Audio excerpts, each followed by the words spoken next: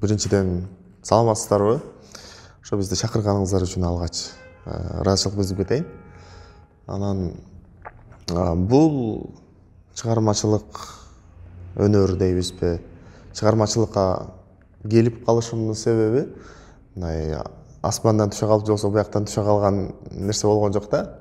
Ошо мен жаш кезимден баштап, жаш кез дегенде мектепте окуп жүргөн кезден баштап эле ушул маданий иш-чараларды уюштуруп мектепте өзүм ошондой эле аккордеонду алып чала була ойноп ошо мектеп учурдан башталган да. Анан ошо мектепте окууну бүткөндөн кийин ошо өзүм музыкалык билим алайын, дагы өнүктүрөйүн, өстүрөйүн деп жакшы ниет менен ушул 2013-жылы окууну бүтүп мектепти аяктап.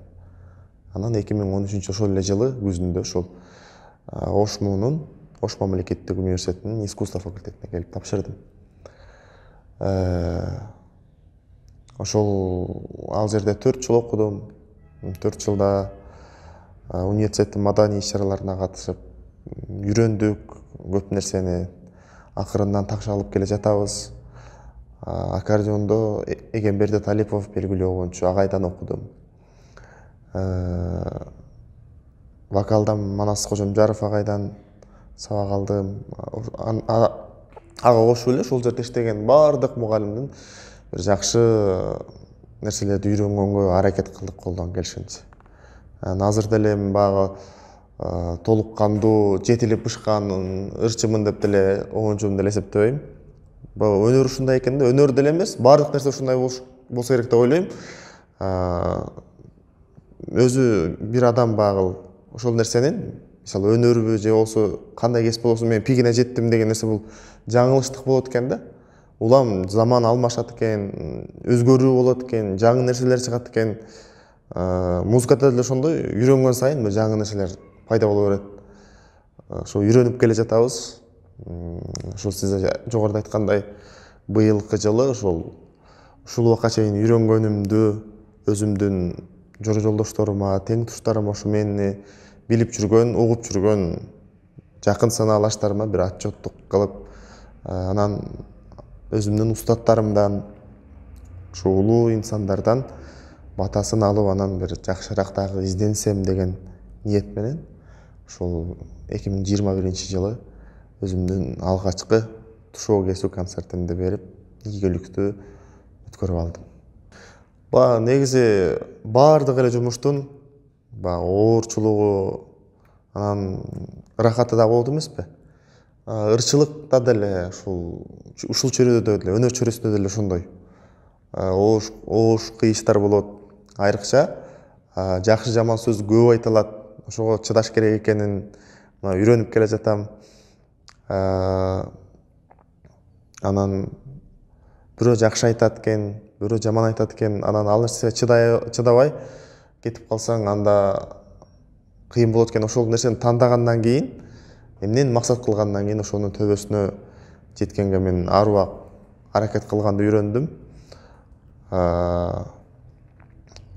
Бул убакка чейин аккордеондо жакшы ойной албасам, бир аз жакшы ойногонду үйрөнүп келе жатам дагы деле.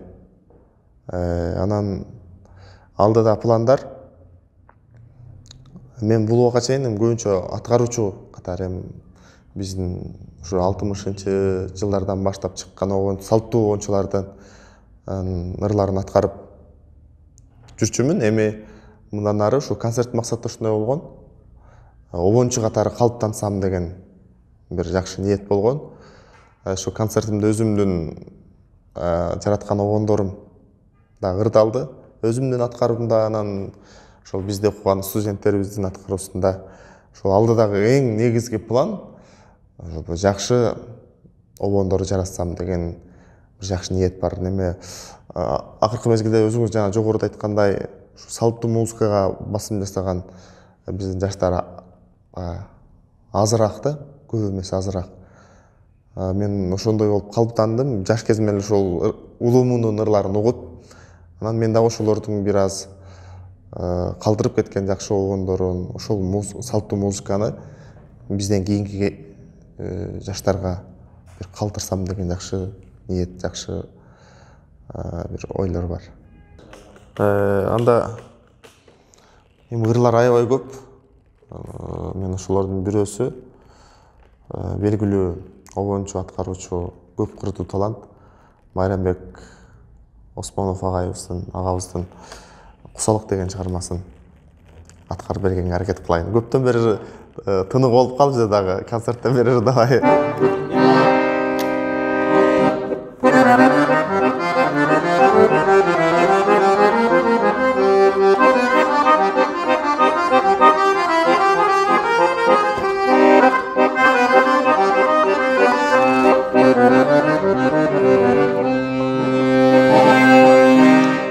Карегимдин жашы кылып чамгырдын, канча күттүм арасында ай жылдын. Какшап жетпей калганымды билсең да, караныңды бир көрүүгө зар кылдым.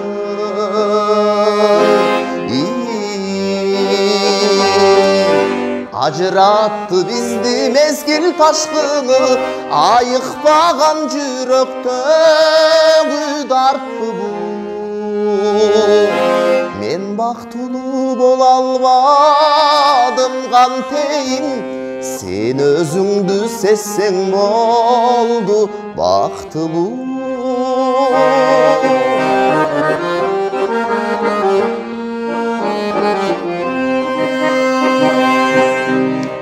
Адам жоктур бул жашоодо сүйбөгөн, ашыктыктын азабына күйбөгөн. Мейкиндеги кош сызыктай биз эми бир жолукпай өтөбүзбү дүйнөдөн.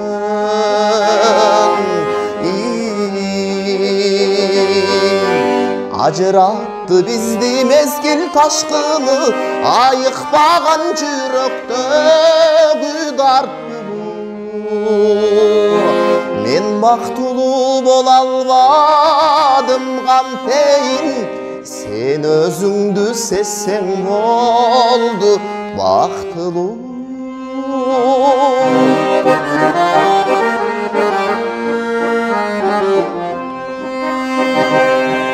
Сагындырган сагаң жолду таба албай, сайда бир күн солуйт экен ага албай. Сана менен таң атырып келатам, сага окшош бир да жанды таба албай. Ажыратты бизди мезгил ташкыны, айыкпаган жүрөктө күйдү артпы бул. Мен бактылуу боло албадым кантейин, сен өзүңдү сезсең болду бактылуу. Сен өзүңдү сезсең болду бактылуу.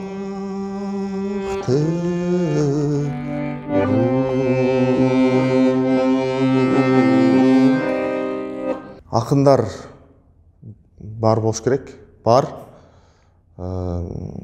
Мен дагы текстке, сөзүнө көңүл бурганды аябай жакшы көрөм. Аруак акындардын багыл өздүк баракчасына кирип, азыр Facebook'та интернет өнүккөн заман го, жаңырларын салып турушат, ал жактан издеп, болбосо өзүнө кайрылып, же болбосо ушул китепканалардан көбүнчө ушу мен поэзия китептерди издейм. Анан ошого өзүмө жаккан, көңүлүмө жаккан текст болсо, сөз болсо аракет кылам. Анан обондагы бат эле чыгып калат. Баягы текст жакшы болсо, ошолорго мен кире алсам. Азыр бир 10дон жогору, бир 15 жакта обонум бар. Аткаруучулар эми ырдай баштады менин обонумду. Өзүм дагы ушундай негизи мен обон чыгара койдум деп жарыялап, же болбосо дароо эле быша элек нерсени аккордеон ойноп, анан интернет баракчаларына сала бергенди эле жактырбайм. Качан бир жакшы болгондо, өзүмө качан көңүлүмө бир ошол обонун купулума толгондо, анан өзүмдүн устаттарыма, агайларыма көргөзүп бир сыйра, анан оңдой турган жерин оңдоп, түзөй турган жерин түзөп, Анан аткаруучуларга сунуштайм, жакшы аткаруучуларга кээ бирли. Болбосо өзүм ырдайм жамчасын. Азыр студенттер ырдап атышат, мисалы жакшы анча мынча эстрада ырчыларынан жакшы ырдаган студенттерибиз бар. Бирок эл ичинде көп, элге көп тааныла элек студенттерибиз. Ошолорго жардам берип, Кудай буйрса иштеп атабыз. Анан бир обонумду ушул жакында неме аткарып чыкты. Венера Назаралиева деген ырчы жекебиз. Азыр мен деген сөзүн жазган Калижа Жакупова. Арген Тойчип деген агабыз Барсам экен айылга деген бир обонумду ырдап жүрөт. Ошол анан калганы менин обондорум азыр көпчүлүк эл уга элек. Кудай буйрса эми чыгарам, эми угузам деген изги тилектерим бар. Ошол азыр мен деген ырым өзүмө аябай жагат. Аны болот. Бул чындыгында аябай оор суроо да. Чындыгында ошол мезгилде аябай обончулар аябай көп чыккан экен. Бир топ болуп, бир сүрөө болуп, биринин аркасынан бири мыкты чыгыпчы. Анан эмнеге азыркы учурда ошондой обончулар чыкпайт деген суроого кандай деп жооп берсек. Ал учурда угармандар дагы жакшы кабыл алган да, ошонун сөзүн түшүнгөн, ошол жараткан ырды, обонду түшүнгөн, кайрыкты түшүнгөн. Азыркы ушуга көп себептер бар болуш керек деп ойлойм. Мына сандар эптештирүү болуп атат, технология өнүгүп атат, интернет колдонгон заман. Азыр интернеттен жаштар жаш кезинен баштап эле мисалы батыштын музыкаларын угуп чоңоюп атат, ошол бойдон денесине сиңип калып атат дагы. Мындай салттуу музыканы алар кабыл ала албай калып атат да. Бул нерсе аябай адамды кыжалаткыла турган нерсе. Бул музыканы дагы адам затына тийгизген таасири чоң деп ойлойм. Мен музыкалык билим алган киши катары белгилүү бир педагог Сухомлинский айткан экен. Музыкалык тарбия бул музыкантты тарбиялоо эмес, эң оболу адамды тарбиялоо деп. Көпчүлүгү маани бербейт болуш керек, бирок жашоонун адам затына тийгизген таасири музыканын адам затына тийгизген таасири аябай жогору. Эмне үчүн мектепте музыка сабагын окуйбуз? Ал жөнүнөн киргизген эмес да. Музыка бул адамгерчиликке, сезимталдуулукка тарбиялайт. Сезимталдуу адам жакшы жаманды, ак менен караны, жалган менен чынды айырмалай билет. Ошон үчүн ошол музыканын таасири чоң деп ойлойм. Ошол музыканы угуп түшүнгөн, угуп сезген адам башка нерсени да сезе алат деп билем да. Ошон үчүн музыканы жашоодо орду чоң, адам затына тийгизген таасири дагы зор. Анан келип келе ушу угармандар дагы данда болуп калып атат да. Мисалы мен жакшы бир музыка жазсам же болбосо белгилүү обончулар азыркыда деле бар. Мисалы Түмөнбай Колдошев деген агайыбыз бар, мукмуш музыкаларды ушу аккордеондо жаратып аткарып жүрөт. Аларды кабыл алуу угармандардан, элден болот экен да. Ал үчүн ошол мектепте окуп жүргөн кезден баштап калыптандырыш керек экен. Жеңил желпиге кызыкпай, жеңил желпи музыка. Ошол бойдон чоңоюп калат экен да, денеге сиңип калат экен. Ал нерсени канчалык адам ошол адам укка аракет кылса дагы уга албайт экен да, аны түшүнө албайт экен, ага кире албайт экен. Ошон үчүн ошол мектепте окуп жүргөн кезден баштап ошол музыка угуу маданиятын дагы биз калыптандырышыбыз керек деп ойлойм. Агаларыма дагы аябай жаккан ыр, аларга жаккандан кийин анан өзүм дагы жакшы обон болгон окшойт деп бир аз ичиңден кудуңдап сүйүнүп каласың. Алар өзү баягы аял кишилер ырдай турган обон болду. Сөзүн өзү аял киши жазган да. Аял киши жазган обон сөзгө обон чыгаргам. Анан азыр башка эле обон ырдап берейин. Өзүмдүн ушунча келгенден кийин өзүмдүн чыгармамды аткарып берейин. Сөзүн белгилүү акын, журналист Эрлан Жумагазиев деген агабыз бар. Анан бул текстти интернет желесинен көрүп калып, жактырып, обон чыгардык эле. Анан мага акыркы учурда аябай көп берилчү суроо, качан үйлөнөсүң деген суроо берилип калды. Анан ырдын тематикасы да ушуга жакын. Каалаган мейли каалаба карап тур сага үйлөнөм деген ыр. Ошолорду жалпы көрүүчүлөр үчүн жана бойдоктор үчүн да берейин. Сөзүн жазган Эрлан Жумагазиев. Каалаган мейли каалаба карап тур сага үйлөнөм.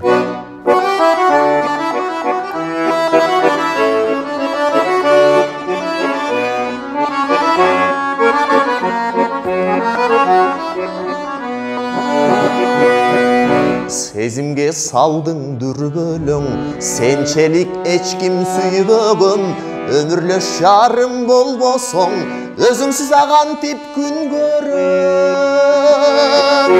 Азапка да түшүп күндө мен, артыңдан калбай сүйрөлөм, анташып сага түбөлүк, айтчы мен качан үйлөнөм.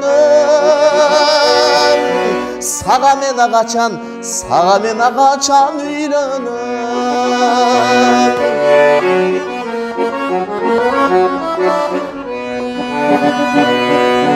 Ободо турат күн деген, отуна жоктур күйбөгөн, жалынга далай кактадың, жалыма сен да күн белем.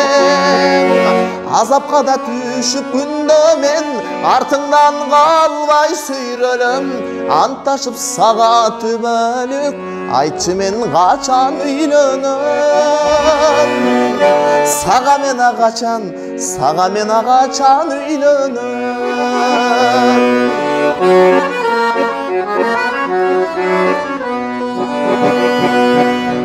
Акылга салдың дүрбөлөң, азапты башка үйбөчөн, каалагын мейли каалаба, карап тура сага үйлөнөм.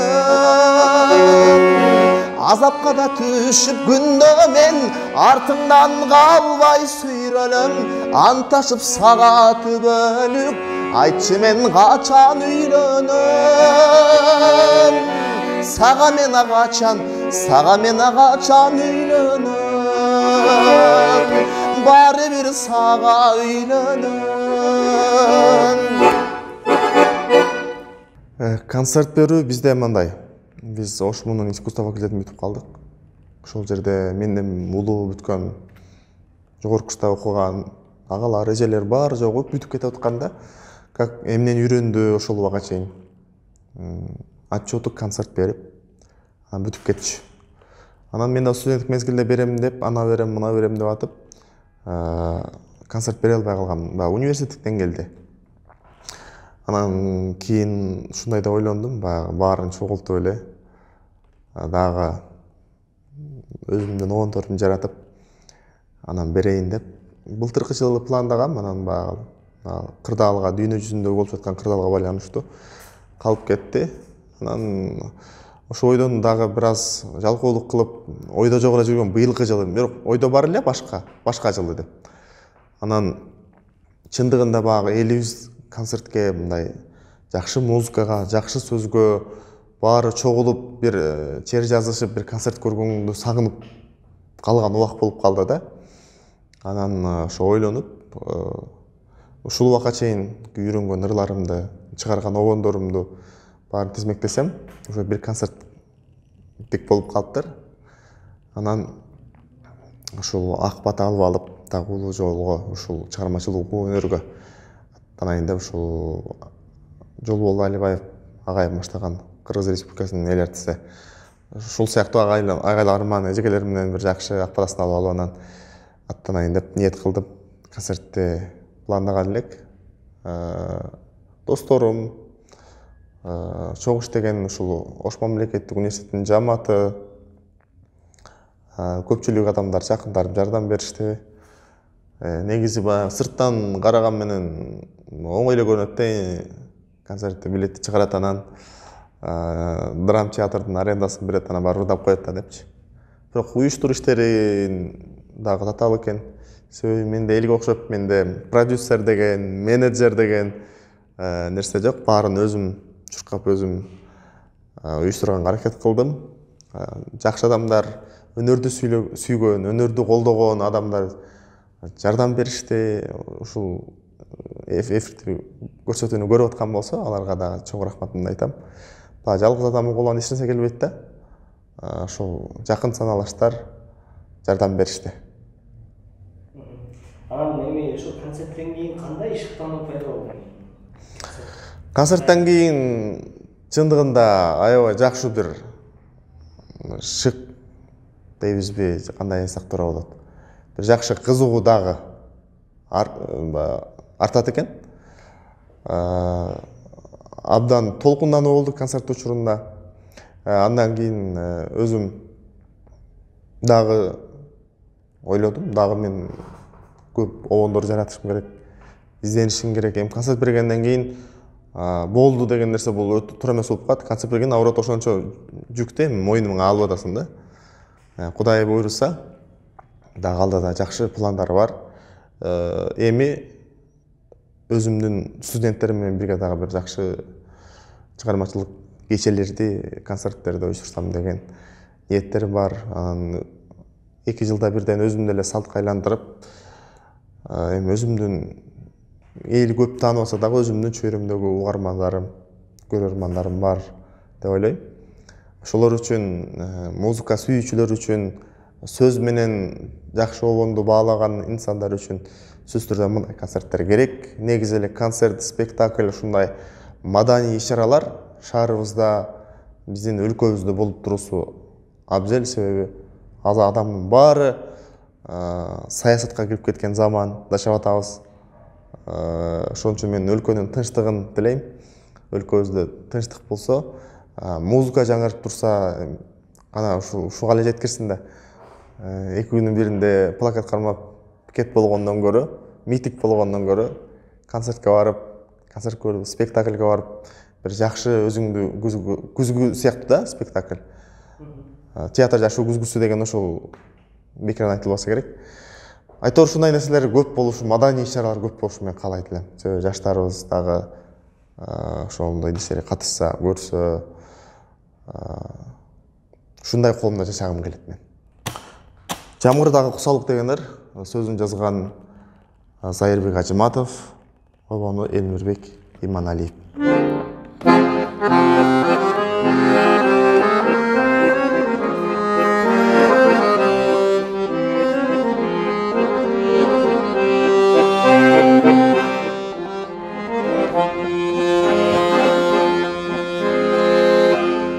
Жалганым сезим күйбөстөй, жанашып бастык сүйлөшпөй, көнөктөй жамгыран сайын, көңүлдөр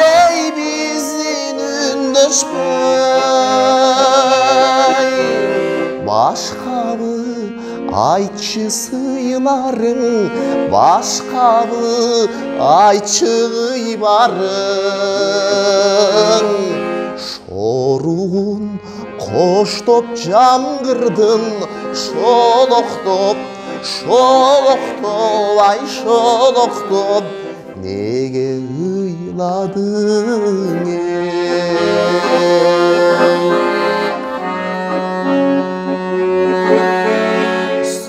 соротор сөздү таба албай, соңунан ээрчип барам жай, суу болуп бүткөн боюбуз, коюлады нөшөр аянбай, башкабы айтчы сыйларың, башкабы айтчы кыйбарың, булутту карап калкыган, буркурап, буркурап, ай буркурап, неге ыйладың Şoruğun koştup çamgırdın şoluqtup ay şoluqtup nege ıyladın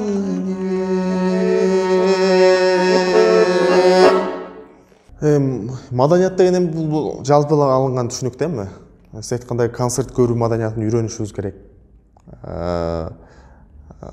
Каерде кайсыл учурда кол чапканды, кайсыл учурда гүл бергенди биздикилер концертке отуруп алып баягы барганда көп учурда байкайбыз да.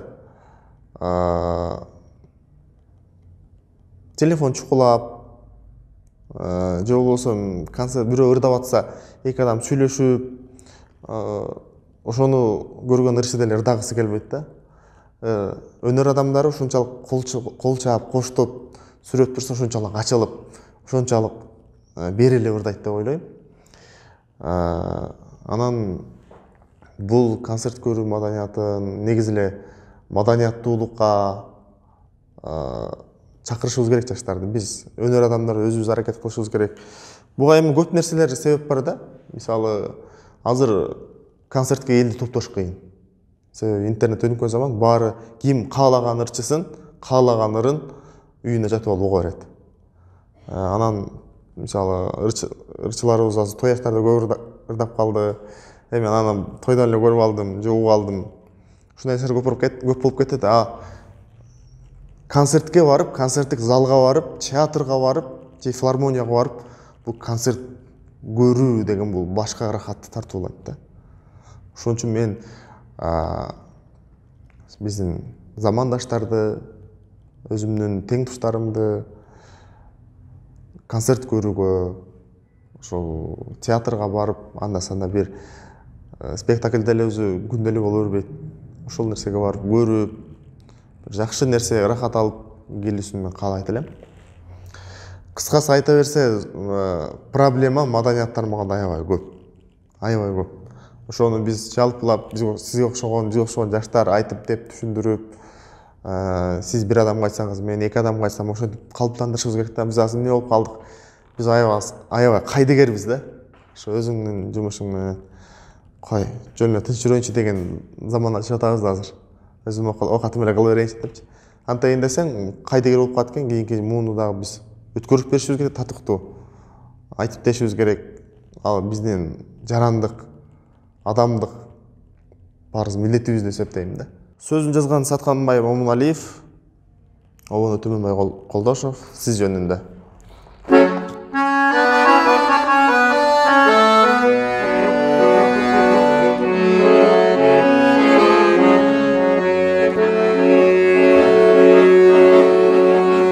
Siz jönündө ıрлар жазбайм эми мен, катта жазбайм кубаныч тугу салуу.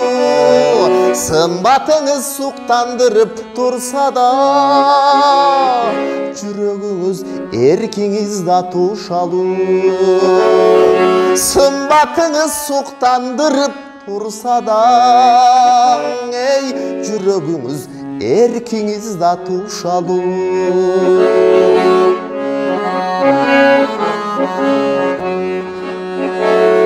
Siz jönündө ıрлар жазбайм эми мен, кечириңиз тынчыңызды алдым көп. Сезимиңиз сенектигин байкабай, тажатымын айта берип сүйөм деп. Сезимиңиз сенектигин байкабай, тажатымын айта берип сүйөм деп.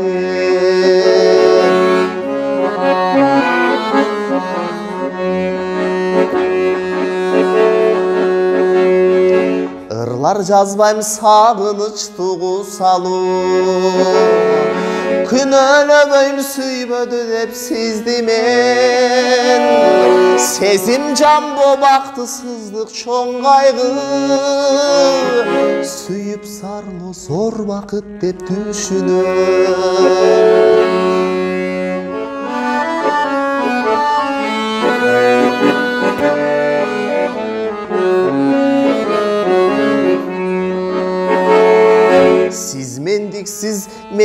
дагың эмессиз. Сезим ойлор бирге бирок бөлөкпүз. Сагындырып саргайтканыңыз үчүн сүйөмүн да жек көрөмүн сиз депсиз. Сагындырып саргайтканыңыз үчүн сүйөмүн да жек көрөмүн сиз депсиз.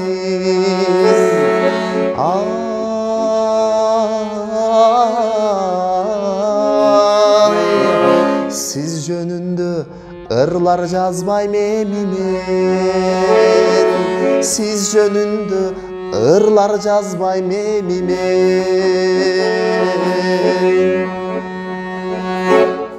Туура эле суроо. Негизи бир нерсеге бир эбептен себеп болбосо, негизи бир нерсенин жаралышы кыйын да.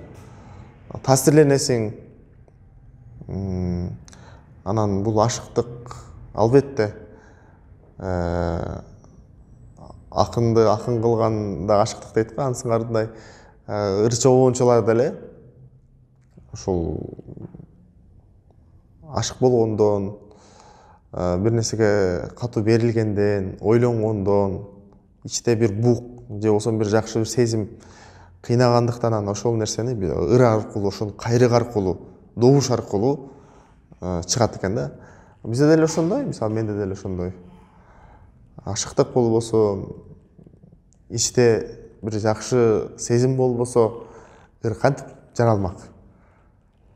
Бул негизи бул ырчыларда же болбосо акындарда эле эмес, бул ар бир адамда болуш керек деп ойлойм. Акыркы учурда ушул нерсе жөнүндө бир аябай бир жакшы ыр жазгым келип жүрөт. Негизи эле сүйгүм келип жүрөт. Адамда сүйүү болуш керек экен да. Биз башка нерселерден айырмаланып, ушу сезим менен, сүйүү менен айырмаланып турат экенбиз да. Ошол мен дагы бир жакшы чыгарма жазгым келип турат. Мен жаза элек ыр али алда деп ойлойм. Мен буга чейинки ырларым баягы өзүм кулум анча жакпаган үчүн балким чыгарбай жүрөм публикага, коомго. Жакшы ыр жазгым келип жүрөт. Кыскасы бир кыз жүрөктү ооруп кетиш керек болду. Азыр деле жакшы ыр жазган акындар бар. Эми акын деле мондай экен да, мисалы 10 ыр жазса, онун бир 2-3өсү жакшы чыгат экен. Кийбирин эл кабыл албай калат экен. Акындын көбүн эсе меники ушул Калиса Жакыпова деген эженин бир 3-4 ырына обон чыгаргам. Көздөгү сыр деген бир жакшы текст бар. Жанагы жогоруда айткан азыр мен ошол эле Элеман Жалалов деген обончу агайыбыз бар. Эртең кеч деген чыгармасына ырына обон чыгарган. Ошолор менен эле калемдеш көп эле акындар бар. Бердибек Жамуршиев, Максат Жангазиев сыяктуу, Улукбек Омокеев сыяктуу. Ушул акындардын ырлары. Анан кээде мондай экен да. Кээде акын эл арасынан бир-эки ыр жазып койсо деле ошол ыры жакшы чыгып калат экен да. Кээде ошондой болуп калат. Жалпы биринчи курстун кыздары үчүн Элеман Жалалов агайыбыздын "Эх, биринчи курстун кыздары" деген ырды аткарып берейин. Сөзүн жазган Улукбек Омокеев.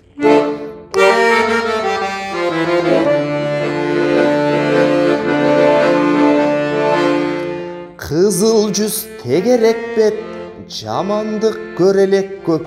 Эх, биринчи курстун кыздары, кыналган кыска көйнөк кийгенге кезгелелек. Эх, биринчи курстун,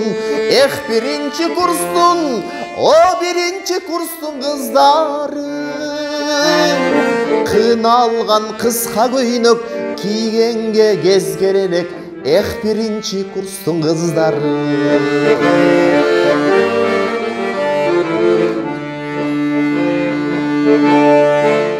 Гүл сымал кулпурушкан, жашырбай сыр курушкан. Эх, биринчи курстун кыздары, таптаза дүйнөңөргө тажабаймыр сунуштан биринчи курстун биринчи курстун биринчи курстун кыздары таптаза дүйнөңөргө тажабаймыр сунуштан биринчи курстун кыздары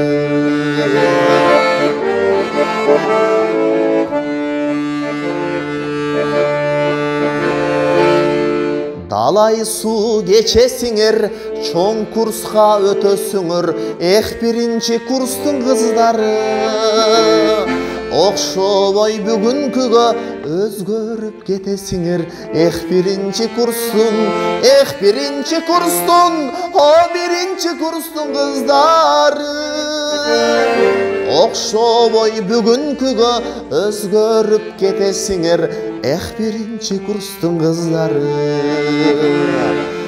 биринчи курстун биринчи курстун биринчи курстун кыздары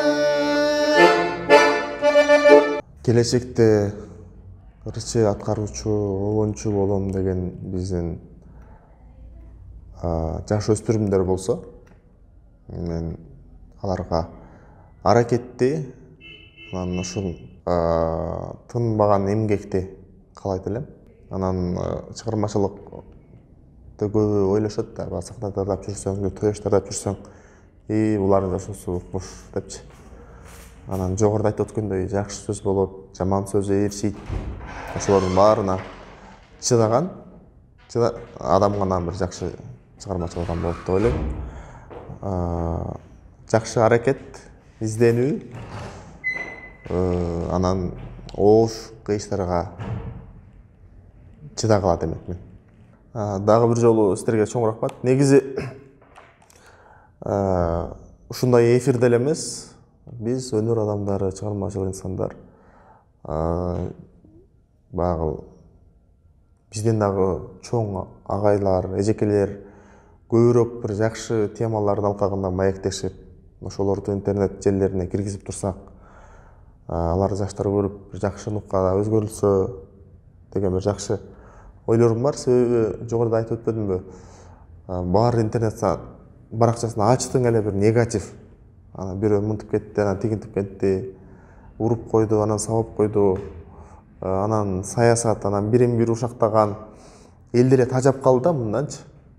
Ушундай учурда ошол биз бир агымды бир жака бир жакшы нукка бура турган, ошо сизге окшогондо агалар, бизге окшогон өнөрдүн аркасында жүргөн жигиттер, улан кыздар аракет кылышыбыз керек.